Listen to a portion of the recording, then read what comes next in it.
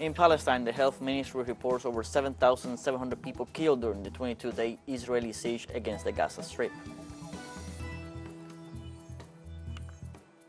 In Kazakhstan, mining explosion in Kazakhstan province killed at least 32 people. And in Panama, President Laurentino Cortizo announced a ban on new metal mining concessions, but the contract with a Canadian company continues in effect.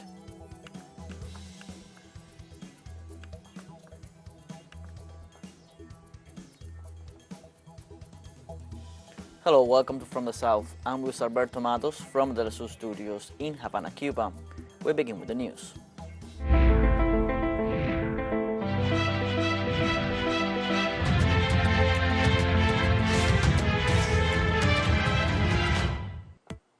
In Palestine, after 22 days of Israeli attacks and despite the total cut of telecommunications due to the siege, TeleSUR managed to contact our reporters in the Gaza Strip. Our correspondent, Noor Harazin, shares the report with us. Let's watch. Hello, this is Noor Harazin from Gaza. The thing here is that all communication are down. The internet is off, is cut over Gaza. There is no networks. There is nothing. We cannot call each other. We cannot connect the other world. It is like they isolated the Gaza Strip, disconnected 2.3 million people inside this 365 square kilometers from the other world. I am talking to you now because I managed to get a foreigner SIM card and I have to go somewhere close to the border so I can get a line. And this is very dangerous to do, but I had to do it, so we filmed something. The situation is deteriorating. Actually, we can hear the Israeli tanks coming closer, shelling on the eastern side of Gaza, like al-Baraj camp and at Deir al-Balah camp. There are several Israeli strikes in central Gaza. No one knows what's coming next, but people here are worried. People are afraid of what is coming next.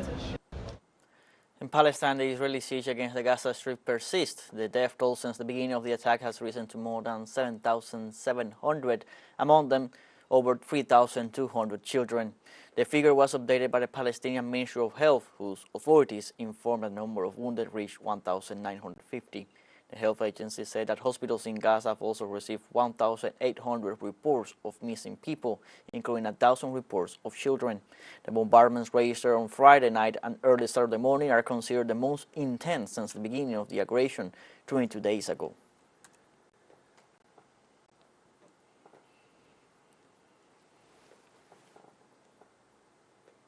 In the United Kingdom, citizens took to the streets to express their support for the Palestinian cause and in rejection of the Israeli siege against the Gaza Strip. Under the slogan, "From the river to the sea, Palestine will be free," the demonstrators gathered in the center of London and demanded a ceasefire in the Gaza Strip. This demonstration comes after Israel intensified its attacks on Friday night. The organizers of the protest called on the entire population to join in defense of the rights of the Palestinian people. The Metropolitan Police were deployed to prevent the demonstrators from gathering in the streets near the Israeli embassy.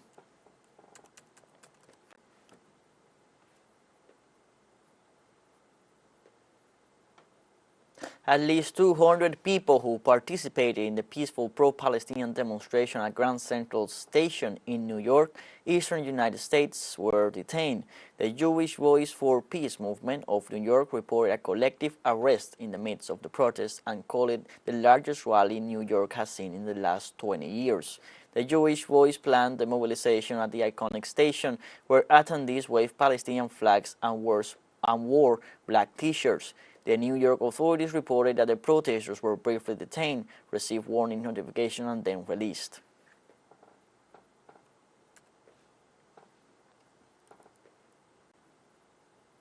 In Bahrain, citizens also took to the streets on Saturday to show their support to the Palestinian people.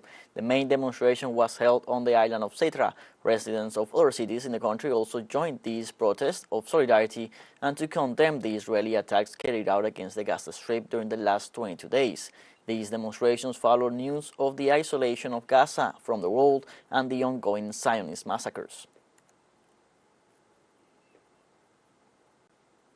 And the support for the Palestinian people continued to grow. In Indonesia, citizens marched to condemn Israel's actions against Palestine. Demonstrators gathered outside the U.S. Embassy in Jakarta to demand a ceasefire in view of the constant Israeli attacks against the Gaza Strip.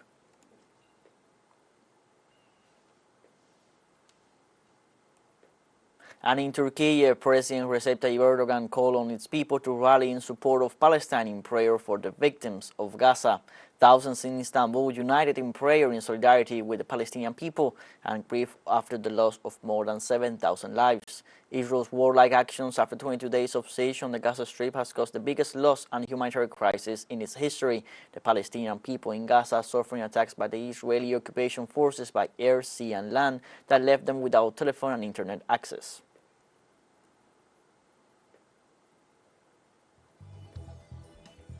Let's take a short break, but remember you can join us on TikTok at TeleSUR English, where you will find news in different formats, news updates, and much more.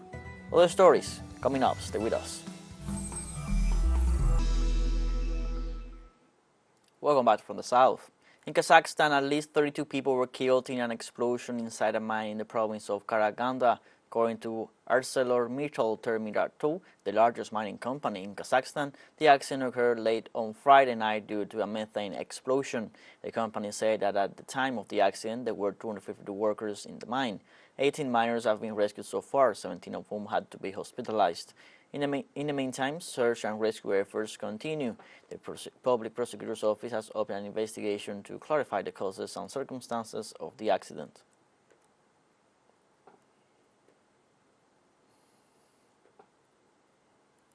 Panamanian President Laurentino Cortizo announced Friday a ban on new metal mining concessions, but maintained a contract with a Canadian company that sparked massive protests in the country. The president announced in a television message that the Cabinet Council agreed to issue an executive decree that declared the prohibition of granting new metallic mineral concessions throughout the national territory. However, Cortizo did not mention a word about the controversial contract with First Quantum Minerals. His announcement did little to quell tempers of thousands of Panamanians who marched again Friday to demand that the contract with the Canadian company, which operates the largest copper mine in Central America, be repealed. Indigenous and environmental groups fear the contract with the Canadian mining company will irreparably harm Panama's rainforest, a vital part of the Mesoamerican biological corridor, and contaminate drinking water.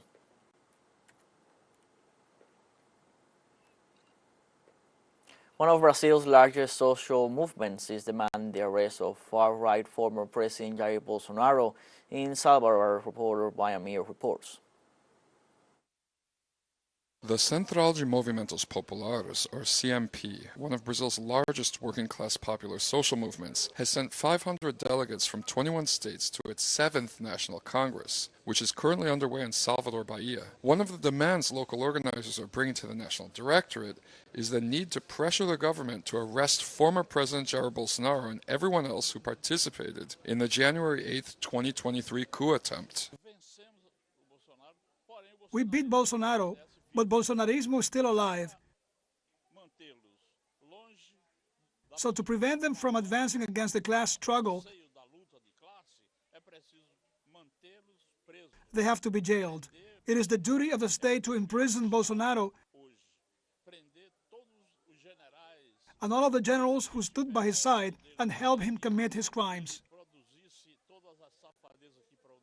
The CMP mobilized hundreds of thousands of people to the streets against the Bolsonaro government's austerity cuts and played an important role in last year's electoral defeat of Jair Bolsonaro. But at its National Congress, it's making it clear that the fight won't be over until Bolsonaro and his allies are made to pay for their crimes.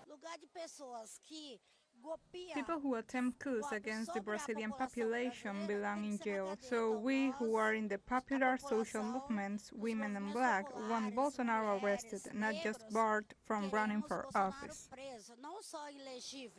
Brian Mir, TeleSUR, Salvador, Brazil. We have a second short break coming up, but before we invite you to visit our YouTube channel at TeleSUR English. There you'll be able to rewatch our interviews, top stories, special broadcastings, and more. Hit the subscribe button and activate the notification bell to stay up to date on the world's most recent events. Final short break, don't go away.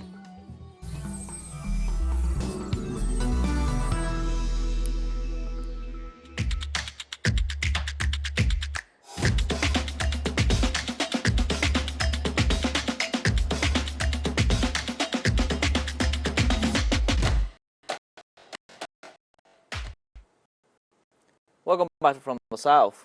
The 11th day of the Pan American Games continues in Santiago de Chile. Journalist Eduardo Regonesi has more details from the headquarters of the Games.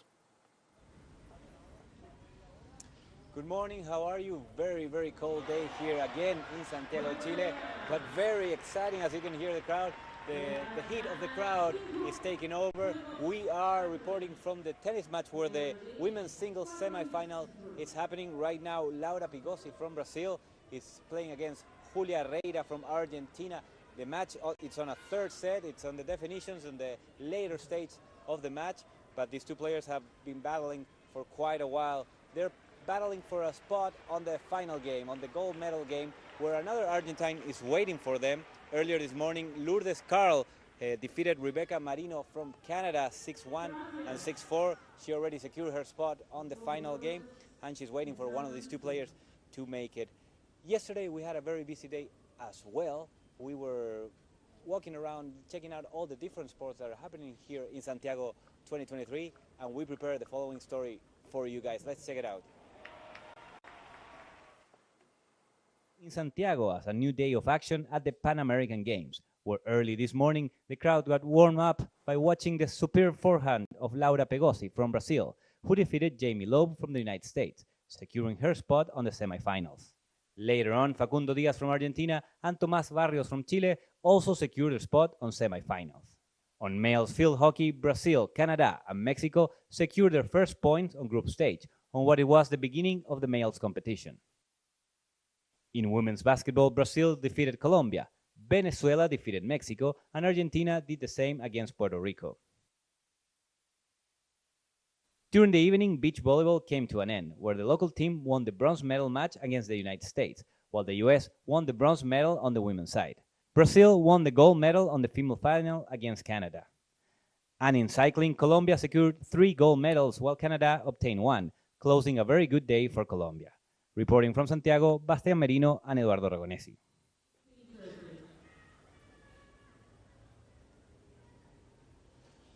Early this morning, we were covering field hockey, the women's field hockey, where Uruguay defeated 11-0 against Trinidad and Tobago, and Argentina, the Las Leonas, one of the favorites, Argentina, against the United States, 5-1. It was a win for Las Leonas from Argentina. Argentina has played in every single field hockey final since the beginning of the Pan American Games. They won 7, they lost 2. 2 of those losses were against the United States, who they defeated just now 5-1. So Argentina always one of the favorites to take the gold in either female field hockey and men field hockey as well. They're a powerhouse in this sport. We'll continue to cover tennis today. As we said, a lot of action today, a lot of semifinals. By the end of the day, we're going to have the finalists that are going to be playing tomorrow. And of course, we will bring you those results and who's going to be competing for the gold match tomorrow. That is it from us for now. In the report of Bastián Merino, I'm Eduardo Regonesi from Santiago, Chile. Back to you guys. Thank you, Eduardo, for the latest information on what's happening at the Pan American Games in Chile. We will now continue with other news.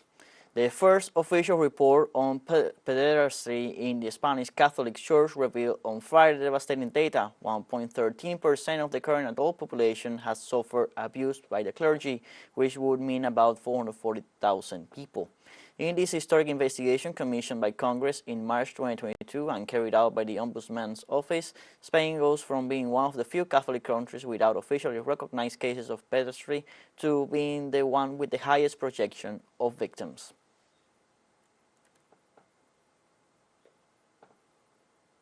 Several hundred people gathered in Senegal's capital, Dakar, on Friday to demand the release of political prisoners detained during recent unrest. The protest, called by the political and civil society organization Movement de Force Vive du Sénégal, F24, was one of the few allowed by the authorities after the conviction of opposition politician Ousmane Sonko resulted in deadly clashes in June. Demonstrators on Friday chanted "Free Sonko, free the hostages, and down with dictatorship," with some carrying Russian flags and sounding whistles, horns, and vuvuzelas.